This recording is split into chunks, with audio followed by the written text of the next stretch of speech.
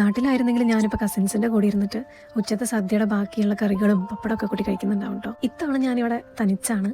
അപ്പോൾ ഞാൻ കരുതി എന്തിനാ വെറുതെ നമ്മൾ മൂഡ് ഓഫ് ആയിട്ടൊന്നും ഇരിക്കണ്ടല്ലോ, നമ്മളെ കൊണ്ട് പറ്റുന്ന പോലെ ഫുഡൊക്കെ ഉണ്ടാക്കി കഴിക്കാമെന്ന് വിചാരിച്ചിട്ട് എന്നാൽ ആവുന്ന വിധം ഒരു കുഞ്ഞ് സദ്യ, ഒരു കൂട്ടാനും 2 ഉപ്പേരി. ഒരു ഉപ്പേരി ഓൾറെഡി ഫ്രോസൺ ആണ്. ഉപ്പേരി എന്ന് വെച്ച് കഴിഞ്ഞാൽ തോരൻ എന്ന് പറയില്ലേ, അങ്ങനെ ഒരു സംഭവം. നമ്മൾ പാലക്കാട്ടുകാർ ഉപ്പേരി എന്നാണ് പൊതുവേ ഞങ്ങളുടെ ഏരിയയിലൊക്കെ അങ്ങനെ പറയാറ് കേട്ടോ. ഞാൻ മോര് കൂട്ടാനും ഉണ്ടാക്കും. പൊതുവേ ഞാൻ മോര് കാച്ചിയതാണ് ഉണ്ടാക്കാറ്. ഇത്തവണ നാളികേരം ഉള്ളിയൊക്കെ ഇട്ടിട്ട് അരച്ചിട്ട് ഒരു മോര് കൂട്ടാൻ. കഷ്ണമൊന്നുമില്ല, തക്കാളി മാത്രമേ ഇടുന്നുള്ളൂ.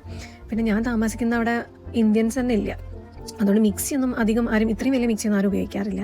അപ്പോൾ റൂമിൻ്റെ അകത്തുനിന്ന് എടുത്തിട്ട് വന്നിട്ട് ഞാൻ അതിനുള്ള അരപ്പൊക്കെ സെറ്റാക്കണം കേട്ടോ. പിന്നെ പൊതുവേ ഇന്ന് ഇവിടെ ഒരു മഴയുള്ളൊരു ദിവസമാണ്, അതുകൊണ്ട് വലിയൊരു ഉഷാറൊന്നും നമുക്ക് തോന്നിയിട്ടില്ല. അപ്പോൾ വിഷു ദിവസം എങ്ങനെയെന്ന് വെച്ച് കഴിഞ്ഞാൽ നമ്മൾ രാവിലെ നേരത്തെ എണീക്കും. ഞാൻ ഇത്രയും കാലം പടക്കമൊക്കെ പൊട്ടിച്ചിട്ട് നമ്മുടെ തറവാട്ടിൽ വിഷുക്കഞ്ഞി, ചക്ക പുഴുക്ക്, പപ്പടം, പഴം ഇതൊക്കെ വെച്ചിട്ട് നമ്മുടെ പ്ലാവിൻ്റെ ഇലയിൽ കുമ്പിളൊക്കെ കുത്തിയിട്ട് വിഷുക്കഞ്ഞി കഴിക്കണ്ടോ. ഞാനത് എനിക്ക് അറിയില്ല അത് എത്ര വീട്ടിൽ അങ്ങനെയൊക്കെ ചെയ്യുന്നുണ്ടെന്ന്.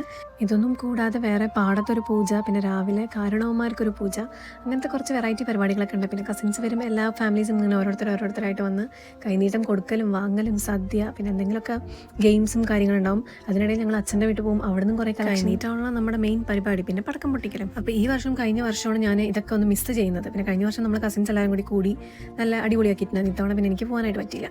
എന്നാലും സാരമില്ല, അപ്പോൾ നമ്മളെ കൊണ്ടാവുന്നത് നമ്മൾ ചെയ്യണമല്ലോ. ജീവിതം അങ്ങനെയുള്ള നമ്മൾ വിചാരിക്കണ പോലെ ഒന്നും അല്ല, പല പല കാര്യങ്ങൾ നമ്മുടെ ലൈഫിൽ വന്നു പോകും. അങ്ങനെ നമ്മുടെ കറികളൊക്കെ വിഭവസമൃദ്ധമായിട്ടുള്ള കുഞ്ഞ് സദ്യ ഇവിടെ റെഡി ആയിട്ടുണ്ട്. ഈ പയറുപേര് ഞാൻ മലയാളി കടയിൽ നിന്ന് വാങ്ങിയതാണ് കേട്ടോ. നല്ല നാളികേരത്തിൻ്റെ കഷ്ണമൊക്കെ ഇട്ടിട്ടുള്ള നല്ല ടേസ്റ്റ് ഉണ്ടായിരുന്നു. പിന്നെ ഞാൻ ഉണ്ടാക്കിയതുകൊണ്ട് പറയാല, മോരിക്കൂട്ട നല്ല കിടിലായിരുന്നു കേട്ടോ. യോഗേട്ടിലാണ് ഞാൻ ഉണ്ടാക്കിയിരിക്കുന്നത്, വെള്ളയെ ചേർത്തിട്ടില്ല. അതുകൊണ്ട് നല്ല ടേസ്റ്റാണ് ഇവിടെ എപ്പോൾ നമ്മൾ മോരിക്കൂട്ടാൻ ഉണ്ടാക്കിയാലും. പിന്നെ കയ്പയ്ക്കുപ്പേരി എൻ്റെ ഫേവറേറ്റ് ആണ്. എല്ലാവർക്കും നല്ലൊരു വർഷം ആവട്ടെ. ഞാൻ പോയി നല്ലോണം വയറ് നിറച്ച് ഫുഡ് കഴിക്കട്ടെ. ബൈ.